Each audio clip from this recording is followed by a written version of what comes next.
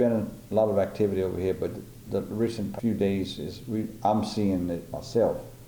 Bellard says he's heard reports of paranormal activity for several years, but has now seen it firsthand since renovations at the courthouse began, with the most recent activity taking place in rooms that will soon be redone or are in the process of remodeling. Activity includes pipes that have been intact since the 1930s suddenly breaking, out of commission elevator motors suddenly activating, and reports of staff hearing a judge's gavel in the courtroom when the room is vacant.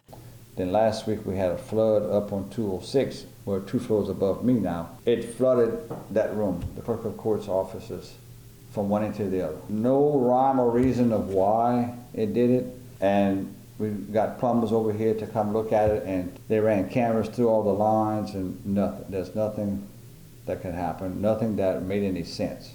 With an unexplainable flood, it became even more alarming when Bellard was made aware that the room was originally the location of the jail toilets before the parish jail was built, even hearing from others that the smell was identical. The 3rd floor jail, those inmates, they stuff things down the toilet and they overflow the toilets on purpose. They do it across the street right now on a normal basis. He said, Jesse, when I walked into that room, he said it reminded me of back in the 80s whenever that smell was there. With Bellard now witnessing these events, he and other witnesses now question what is really happening inside the walls of the parish courthouse. It was so bad where the trustee says, Mr. Jesse, if you don't mind, can we go back to jail? So we don't know we don't have an explanation yet as to why it did what it did.